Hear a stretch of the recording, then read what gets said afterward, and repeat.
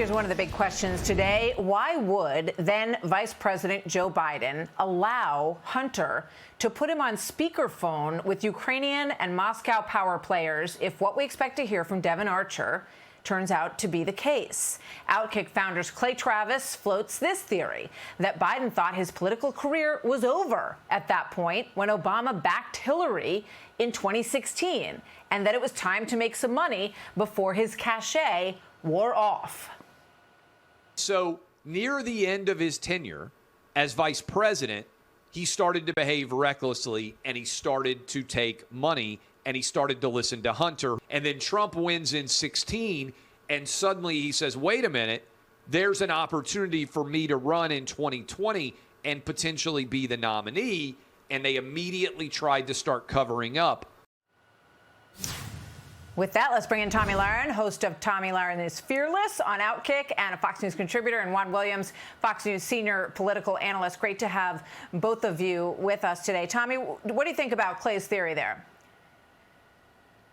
Well, I think Clay is 100% correct in that, and I think it makes sense if you look at this realistically. You know, Joe might actually have beaten Donald Trump in 2016, but he was told to sit down because it was Hillary Clinton's chance, and of course we know what happened with that. But I think Clay is 100% right. He saw an opportunity to make money for his family. He saw an opportunity to put millions in the bank, and I think that's probably why he was so reckless with all of this. If he thought that he was going to run for president in 2020, or again in 2024, I don't think he would have put that much on the line. I don't think he would have been so brazen with it. But now I think it's all catching up to him. And now I think that the media is having to work overtime to protect Joe. And I think the reason for that, if I put my own theory out there, is because they not only want to preserve 2024, but they really don't want Kamala Harris to be the gal. So I think they have to protect Joe, because otherwise they're in a bad situation having to put Kamala at the head of that ticket.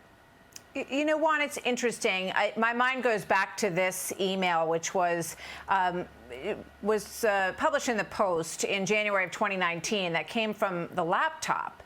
And I think about this when I look at all of these different business dealings and all these different banks that the money was going to, that they have tracked down. And in it, Hunter Biden is texting his daughter, Naomi, and he says to her, I hope you all can do what I did and pay for everything for this entire family for 30 years. It's really hard, but don't worry. Unlike Pop, I won't make you give me half your salary.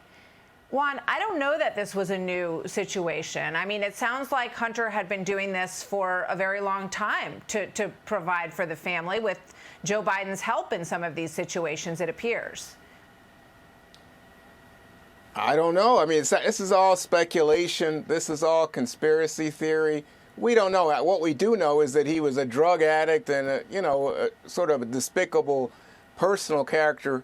And I don't know what to believe and what not to believe. I do know that we've had months and months of congressional hearings led by Republicans that have produced no evidence. And at this point, it looks like it's intended to simply deflect and distract from the fact that President Trump has been indicted and may be indicted again very soon. I don't know how you can say that there is no evidence. When you look, we put a huge list up moments ago. You have this 1023, which is evidence from a confidential human source that there was a bribery scheme, okay? You have to chase that down. We know that the Pittsburgh office of the FBI was in the process of doing that, and that they felt like some of that was being substantiated when the whole thing went down. We don't know that there have been thorough investigations in these situations, because the 1023, we were told, didn't exist until it finally came forward. Then you've got Comer, who's been digging into all of these different bank accounts, and in one of those pieces of evidence, it says, well, they'll never find the $5 million we gave to one Biden and $5 million we gave to another, because they have this very intricate setup of all these bank accounts, which was substantiated by where the money was going when they tracked down, following the money is one of the best ways to get evidence. So I think it's a bit of a stretch on your part to suggest that there isn't any evidence here, that there aren't numbers here. There's a lot of explaining that the Bidens have to do about what has been uncovered. Let me respond to you. Well, let me respond to you.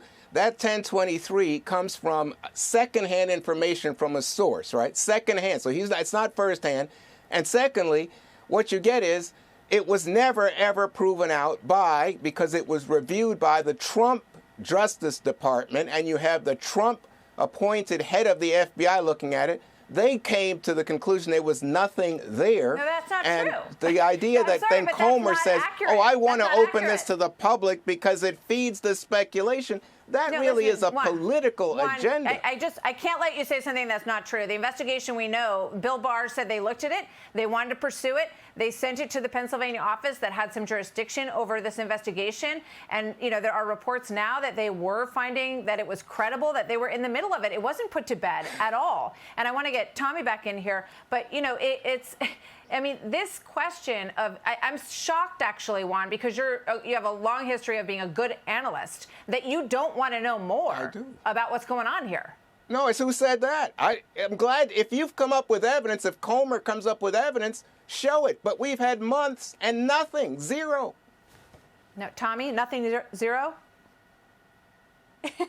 Just because you don't want to acknowledge the piles of evidence that we are literally tripping over doesn't mean that evidence doesn't exist. And I think this is a great gaslighting campaign by Democrats, liberals, and the DNC. They did the same thing with Hillary Clinton. Unfortunately, it didn't work out so well, trying to pretend that the emails weren't a big deal and Benghazi wasn't a big deal. I mean, this is a huge deflection campaign. And then every time they just pivot to the whataboutisms of Donald Trump. Guess what? Trump was impeached, as you said earlier, Martha, for essentially for a phone call. So there is so much evidence here, including WhatsApp messages, voicemails. You've got business associates. You have whistleblowers. At some point, the Democrats are going to have to face the music. This is your guy. There's scandals left, right, and center. You're going to have to address it. Or maybe you tell him not to run in 2024, and then we can move on. But if he is going to be our presidential candidate in 2024, you got to face the music here, Juan.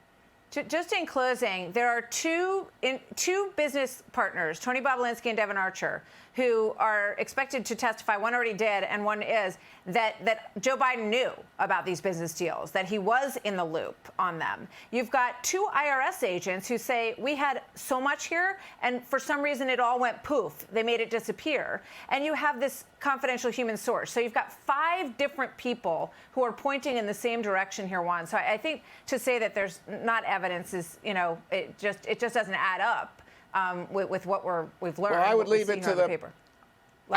You look at the professionals. Again, David Weiss, the prosecutor in Delaware, Trump appointee, has looked at all that we know about and said, let's have a plea deal here on 2 misdemeanor charges. Those are hard facts, Martha. Well, they've been disputed in terms of how he got to that point by several of those people. So, all right, we keep going. Thank you very much, you guys. Juan Williams, Tomi Lahren, thank you. Hey, Sean Hannity here. Hey, click here to subscribe to Fox News YouTube page and catch our hottest interviews and most compelling analysis. You will not get it anywhere else.